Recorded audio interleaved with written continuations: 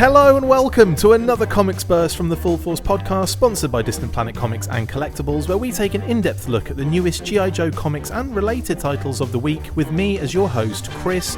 Will we ever catch up? McLeod, aka Diagnostic 80. And joining me for this episode is Brian. Stop worrying about it, Chris. There are far worse things in the world, and Comics Burst aren't exactly high up on the priority list, are they? Hickey. On this instalment of your absolutely favourite kind of burst, we look at issue 277 of G.I. Joe, A Real American Hero. So without further ado, let's get stuck in, shall we? Those names are funny because they're true. Yeah. Untold Tales Part 2. When Cobra infiltrated the secret G.I. Joe operating base in Utah called The Pit, the Joes mounted a successful counter-assault to take it back. G.I. Joe, A Real American Hero, Volume 9. And now living legend Larry Hama reveals the untold tale of human bravery and canine loyalty during that monumental battle, through the eyes of combat MP Law and his best battle buddy Order, featuring explosive artwork by longtime G.I. Joe, A Real American Hero alum Brian Shearer. And in the beginning of the issue it says, Untold Tales join living legend Larry Hama and his team of superstar artists as they reveal never-before-seen adventures featuring the heroes and villains of the G.I. Joe, A Real American Hero universe. Roll call, Law and Order. So we've got the same team here as normal, and actually I say not as normal because there's a few changes. Writer Larry Hama, obviously that's unmoving. Artist Brian Shearer, colours Jay Brown, letters Neil Uyatake, senior editor Tom Waltz, editor Megan Brown, and research assistant Diana Davis. Now let's go through the covers first, Brian, before we get into the issue. And starting with cover A, we've got a Brian Shearer, kind of all Brian Shearer work here. What do you think of that one? Lovely, absolutely lovely. It's I like that kind of, this kind of a roughness to the style, like a texture to the kind of style. Generally love illustrative work that's kind of like that, so it has that kind of painterly quality. Really, really nice. And of course it's totally on point for the events that we kind of see unfold in this particular issue. Absolutely. And I do love Brian's work. He did an amazing Tiger Force Outback commission for me a while back in a very similar style, and it's just amazing. So yeah, really, really nice work on that cover A. Cover B, we get art by S.L. Gallant and colours Adam Gazowski on this one. And again, it's Law and Order. This one has got a very interesting hyena in the background as well, which I really like that addition of, a little Red Shadows homage, because from not in this issue, but obviously related to this issue, it connects to issues from like way back in like 196 to 200, and in that time, in that period of time in those issues, we had the Red Shadows quite regularly, didn't we? That's right. We had I think it was around that time, maybe it was 185, we actually had the debut of the Red Shadows. I could be wrong, slightly wrong in that. Yeah, it was 180 something. From that debut, they then kind of unfolded a bit more. But obviously, this is reflecting events where the pit was attacked by Cobra, and it was taken over by Cobra temporarily. And of course, Law and Order seem to be fighting it out above ground in this particular shot, whereas obviously this particular story or this special mission happens in the subterranean levels of the pit. Absolutely. What do you think of the cover as well? I quite like this. I love S.L. Gallant's work. It's very reminiscent, like you kind of think of the IDW, A Real American Hero run anyway when you hear that name and when you see his style, don't you? Absolutely. Firstly, he was the original artist on that Invasion of the Pit arc that happened. It must be going back quite a few years now at this 2014, probably even longer than that. Yeah, it was quite a while back. We were looking at maybe well over nearly 100 issues ago. Wow! So quite a few years. But so it's great that he is getting the kind of getting a nod or getting in on this one here.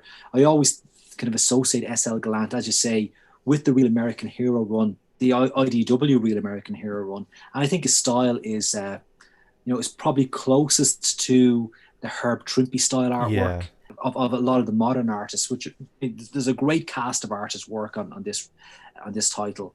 But S.L. Gallant is a quality to his work, which I think is a little bit more retrospective or vintage-like. Yeah, and then we have the retailer incentive cover, which is the John Royal, Jagdish Kumar, James Afraidy classic.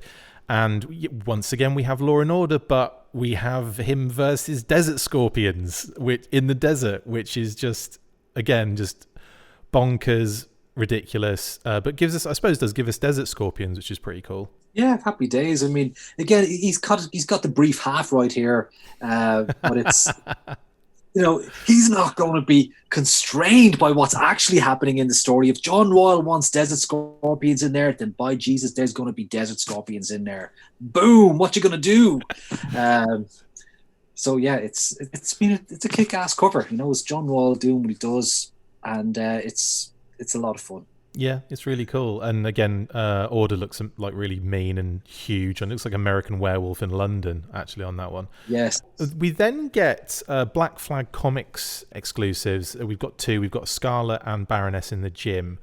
And these are, again, by John Roth. And, I mean, it is what it is, I guess, isn't it? It's like it's got really nothing to do with what's going on, but it's your classic. It's got nothing to do with Scarlet and the Baroness either. Similar kind of hairstyles, maybe, but it's very Danger Girl-esque, I suppose, which is what John Royal is kind of famous for. He's a great artist. They are great covers, and kind of his exaggerated female forms. I mean, it's just what he's famous for. So, if you like John Royal's artwork, you're gonna love these covers. Absolutely. Right, so that brings us to the end of the covers. Let's get stuck into the actual issue now. And obviously we basically start on the garage level of the pit. Now this is connecting into, as we said, all those issues ago. This is almost like a, what happened in the meantime between issues, what happened in the background of what was going on in those last issues. And obviously Cobra have attacked the pit. And the Joes, there's only a few of them, and basically Law and Order are kind of doing their patrol at the garage level of the pit. It's not like a big, exciting splash page kind of reveal. It kind of starts us off very subtly, doesn't it? It does, but it completely brought me back to that story, that original story arc, which I hadn't read in, since it probably first came out, which is years ago. And before I finished on that first page, I was right back there where, Cobra had taken over, but it all started to go wrong for Cobra, and Snake Eyes basically, turned out the lights and single-handedly wipes them out. But, and this is clearly the aftermath of that battle to retake the pit. So there's not many Joes on site. Law and Order are pretty much kind of, they're on their own, and of course they've got to check for stragglers. And in this particular, as it opens, as the scene is set, he finds some kind of Cobra weaponry and helmets and stuff, and he knows, like, they left in a hurry. Chances are these guys are probably still down here. Order gives him an old woof of either, it's either approval or maybe, or a heads up that something coming. And then obviously we get Timber kind of rolling up into the shot, and there's this little kind of they're both growling at each other, but then they start playing with each other, which is really adorable. So it's obviously they recognize each other, even if Law didn't immediately. And then obviously we get the reveal of Scarlet, Falcon, and Snake Eyes just appearing, and they kind of meet up and they start discussing what the hell's going on. They're basically this is where we kind of learn as well of the Techno Vipers and Toxo Vipers involvement. Yes, so I mean, it's Falcon really kind of gives them the lowdown that they've been finding these kind of detonators and explosives all over the place. So we said, look, we basically have to round all this stuff up so they don't just remote detonate these explosives and blow up the pit. So that gives kind of a new focus now to Law and Order's particular sweep of the area. So they're essentially looking for explosives now at this point. Yeah, and obviously they go out on their mission to find even more of those explosives. Order is, given certain stuff to sniff and kind of sniff out these kind of, these devices.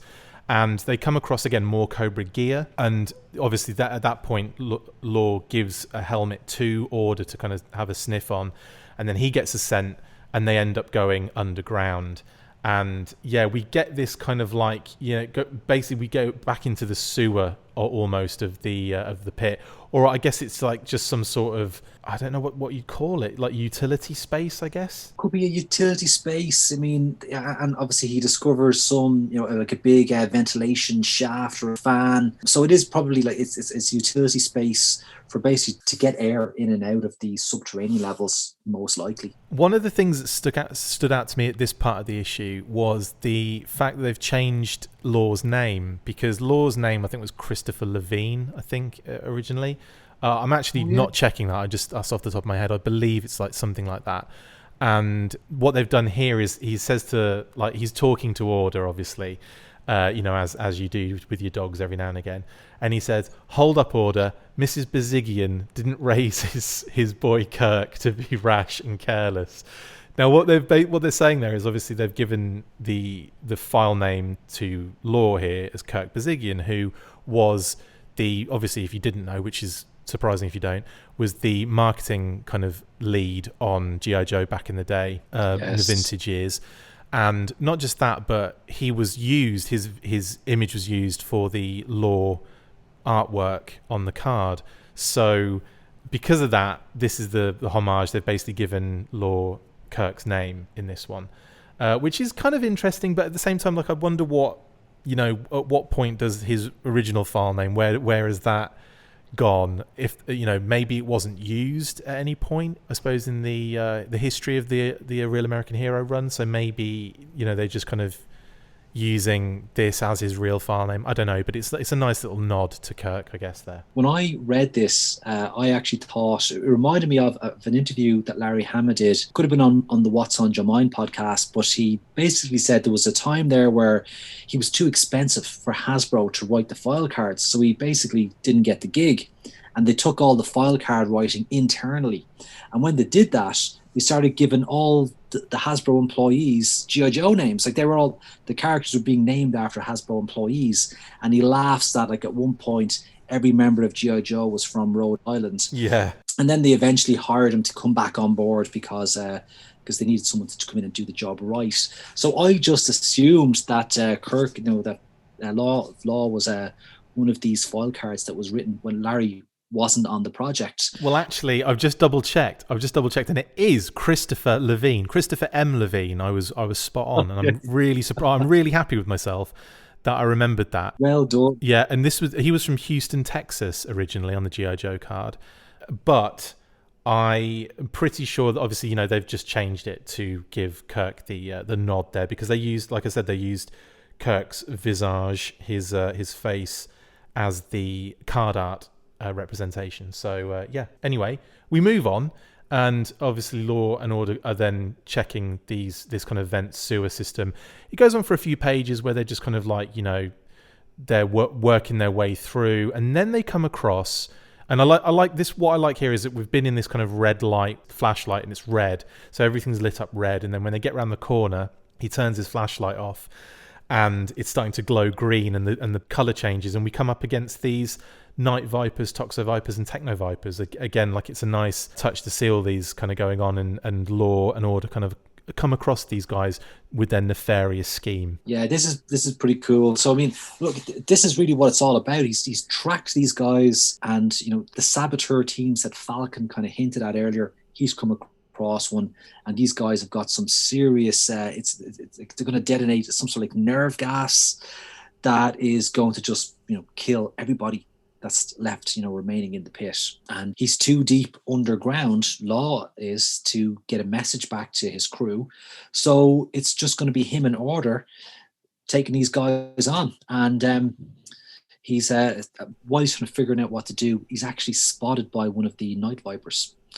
He sees his foot kind of poking out, and the Night Viper opens up, and it means that Law and Order have nothing to do other than just charge in, all guns blazing, and try and fight back. So he manages to actually go in, take out the Night Viper, and I think one of the Toxo Vipers as well. Yeah.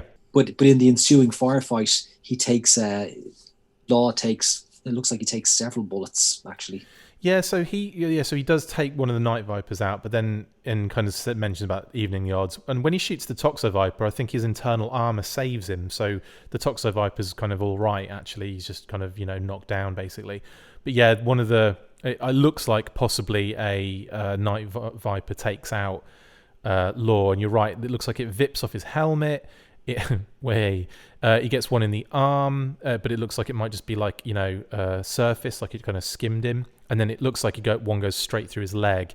So he's got a few hits there, and then that's obviously when Order kind of flies into action, takes out the Night Viper, who then butts him away with his gun, and then another Night Viper throws, or the same Night Viper throws a can of pops thermite on him, basically, and it goes plonk, plonk, plonk, plonk. Order, who's awake, sniffs it, knows what it is, and he drags Order out of the way before it blows up, which is really, again, just shows how brilliant Order is.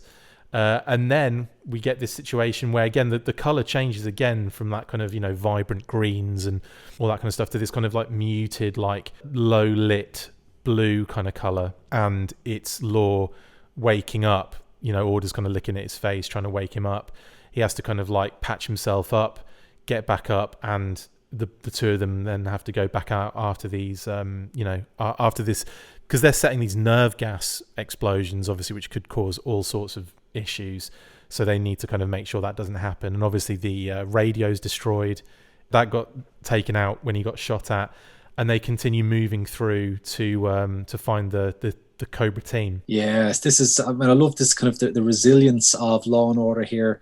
I mean, he's injured. He straps up the wounds, and it's a nice kind of little anecdote that he kind of tags on here about his, when he was kind of back in training, and he asked for extra mags for his sidearm for when he needs to try and penetrate an enemy's armor. Yeah. And the response is, if you need more than one round to get through that thing, you're in more trouble than you can get out of. So he knows he's totally up against the odds here, but he doesn't have any choice. He's got to push on. He's got to track these guys down and try and put an end to their plans, even if it means risking his own life, or sacrificing his own life for that. And sure enough, Order gets him to where he needs to go. They're right on top of the remaining kind of Toxo Viper and Techno Viper. And Night Viper. And there's a Night Viper in there too, sorry. And he's about to kind of make a move, but he has some sort of a seizure or something, and drops his firearm, alerting the Night Viper that he's there. Yeah, he's like, as he lifts his weapon up, he goes, "Oh, should have popped an ibuprofen." Because obviously he's still in a lot of pain, and it's a little bit more realistic. Well, I say realistic. You get shot anywhere, you're probably out for the count, no matter what happens. But he's kind of struggling on everything. Drops his gun. That alerts the Night Viper. He swings round. All the color changes again, and we've got the bright, vibrant kind of coloring going on as all the bullets rain down on Law. He's sent Order actually off to. He sent Order back to to tell the others to alert the others of the situation. And in the meantime, he's diving for his weapon. The Night Viper's running at him, firing at him, and then Law gets there just in time, grabs his gun and takes him out.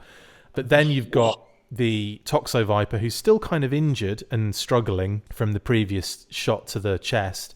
He's grabbed an AK off. I think he's grabbed the AK that the Night Viper dropped, and he's about to beat Law with it. And Order comes out of nowhere, takes the Toxo Viper out. The Techno Viper hits Order and knocks him out of the way.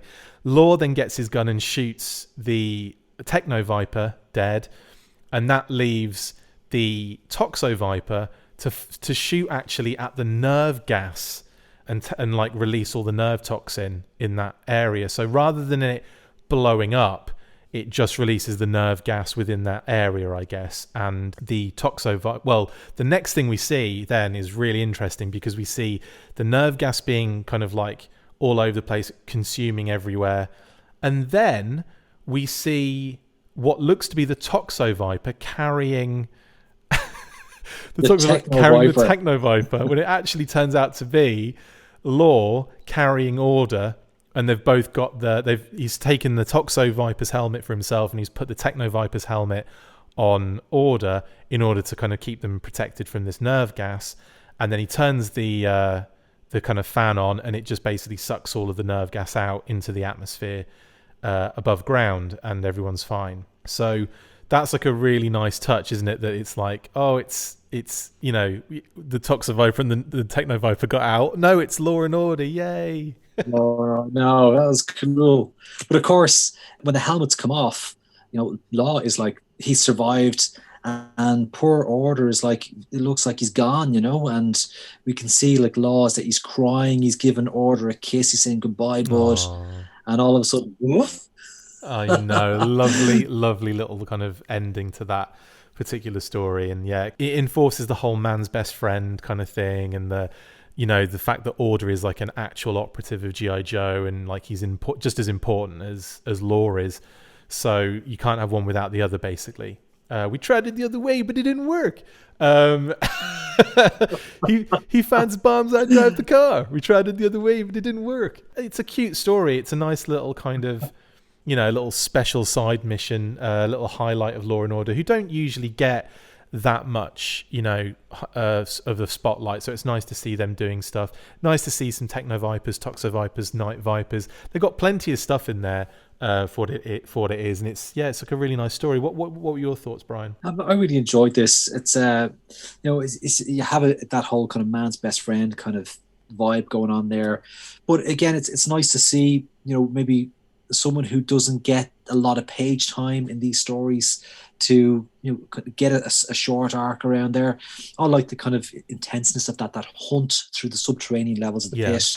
But that was pretty cool, and you know, the artwork, really, really enjoyed it. I think, you know, the colors on this particular issue were very, very nice, you know, and worked really well with you know, Brian Shearer's style. So I think this is really happy with this. Be recommending that you pick this up, even though we probably spoiled it all for you already. It's still worth getting.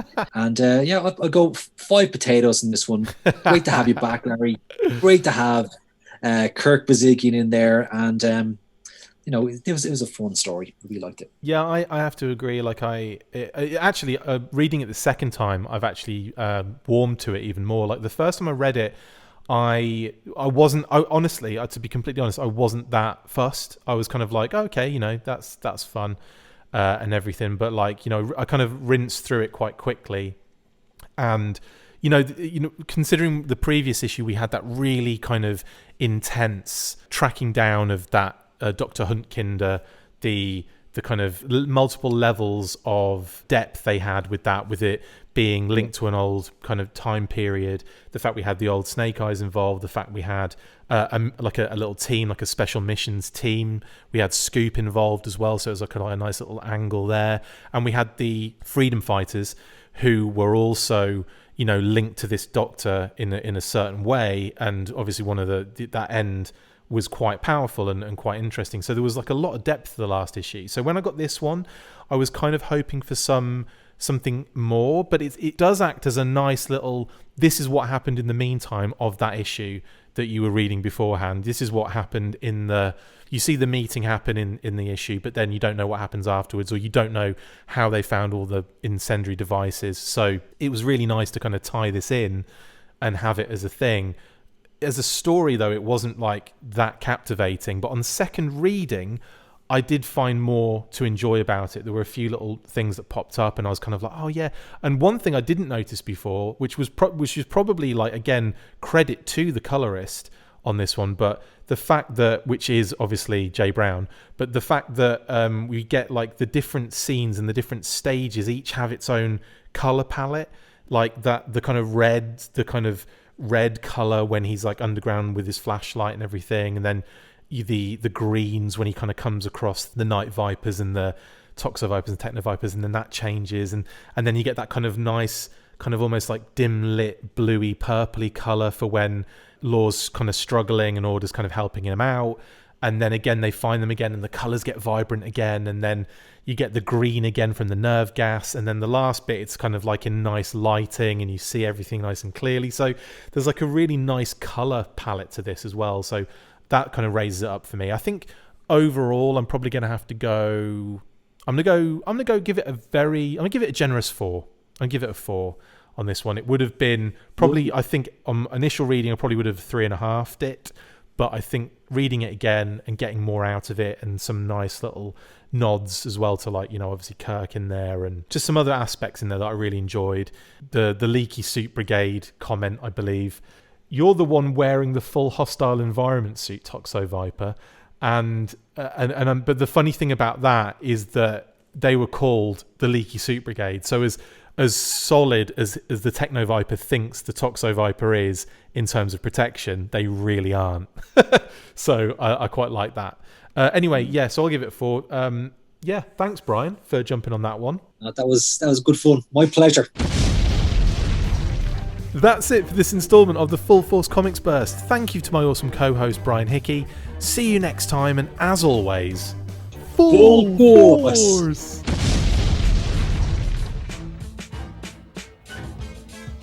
Make sure you get involved with the discussion by liking, sharing and commenting on these videos, and as always you can keep up with the show after listening by following on Twitter @TheFullForce, liking the Facebook page facebook.com/TheFullForce, and if you would like to contact the show you can message us on either of those platforms with feedback and questions.